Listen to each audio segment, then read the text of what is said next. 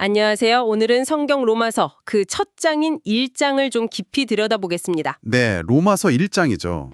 사도 바울이 로마에 있는 신자들에게 보낸 편지의 시작 부분인데요.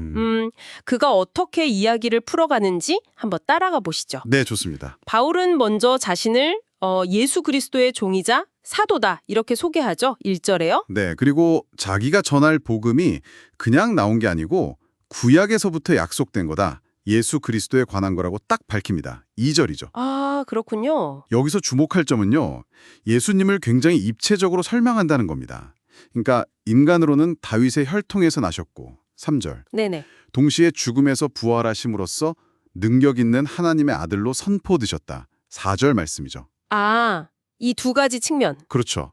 바로 이게 바울이 이방인들, 그러니까 당신과 같은 사람들에게 복음을 전할 그 권위의 근거가 된다는 거예요. 5절, 6절 내용이고요. 그렇군요. 그러면서 이제 로마 성도들, 바로 당신에게 하나님 아버지와 주 예수 그리스도로부터 오는 은혜와 평강을 기원하면서 인사를 건넵니다. 7절이죠. 네, 그리고 나서는 이제 로마에 있는 당신을 향한 그 바울의 간절한 마음이 나타나는데요.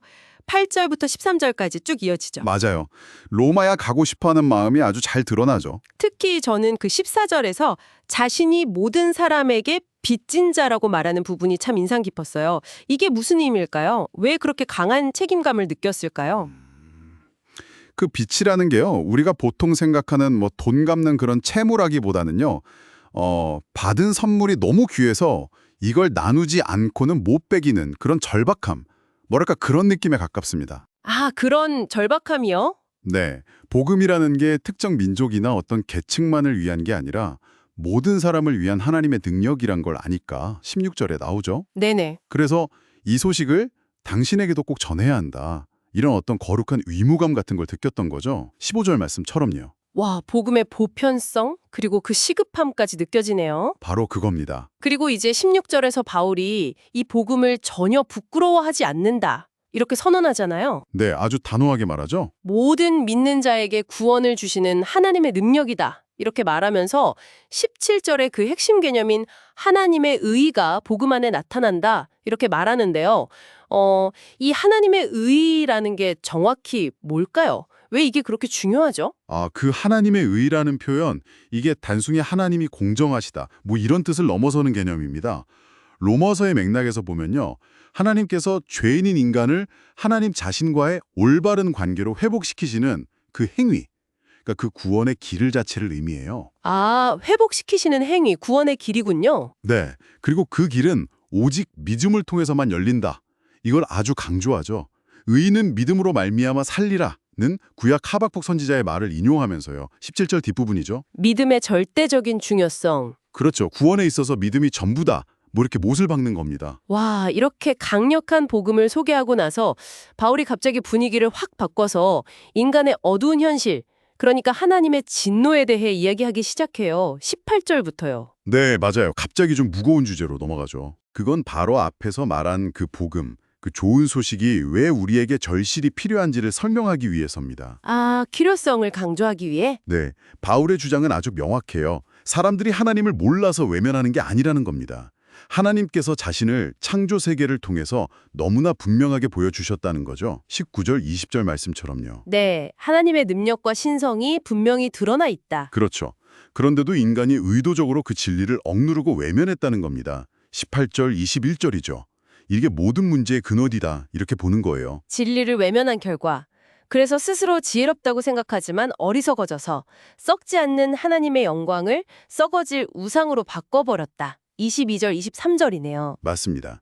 그래서 하나님께서 그들을 내버려 두셨다라는 표현이 계속 반복되더라고요. 24절, 26절, 28절에 이 내버려 두심이라는 게 구체적으로 어떤 의미일까요? 이게 그냥 하나님이 포기하신 건가요? 포기라기보다는요. 그 인간의 선택에 따른 자연스러운 귀결을 그냥 허용하신다. 이렇게 보는 편이 더 정확할 것 같습니다. 아, 선택에 따른 결과? 네, 하나님을 거부하고 피조물을 숭배한 결과 25절이죠. 인간 본성의 질서 자체가 깨져버리고 부끄러운 욕망이나 순리를 벗어난 관계로 이어지고 26절, 27절이요. 네. 그리고 결국에는 마음에 하나님 두기를 싫어하게 되면서 온갖 종류의 불의와 악이 사회 전체에 만연하게 된다는 겁니다. 28절부터 31절까지 그 목록이 쭉 나오죠. 네, 불의, 탐욕, 악의, 시기, 살인, 분쟁. 정말 많은 죄악들이 나열되네요. 그렇죠. 이게 단순히 개인의 문제가 아니라 하나님을 떠난 사회 전체의 어떤 병리 현상을 보여주는 증거라고 바울은 이야기하는 겁니다. 와, 그리고 1장의 마지막 32절은 정말 더 충격적인데요. 그런 행동들이 잘못됐다는 걸 알면서도 계속 행할 뿐만 아니라 그렇게 하는 다른 사람들까지 옳다고 한다는 거예요. 맞아요. 정말 신랄한 지적이죠. 인간 상태에 대한 정말 적나라한 고발이네요. 네. 로마서 1장은 이처럼 복음 안에 나타난 하나님의 구원하시는 그 의, 그 능력과 또 하나님을 거부한 인류가 마주한 하나님의 진노라는 현실을 아주 극명하게 대비시키고 있습니다. 대비가 확실하네요. 그렇죠. 창조 세계에 분명히 드러난 하나님을 외면한 대가가 얼마나 심각한지를 보여주면서 이제 이어질 복음의 메시지가 왜 필요한지를 강력하게 역설하는 아주 중요한 서론인 셈이죠. 네, 오늘 우리는 바울이 이 창조 세계가 하나님의 보이지 않는 속성들, 그분의 영원하신 능력과 신성을 명백히 보여준다고 주장하는 것을 봤습니다. 19절, 20절이었죠. 네, 그렇습니다. 자, 그렇다면 당신에게 한번 질문을 던져봅니다. 당신이 오늘 마주하는 이 세계는 창조주의 흔적을 어떻게 드러내고 있다고 느끼시나요?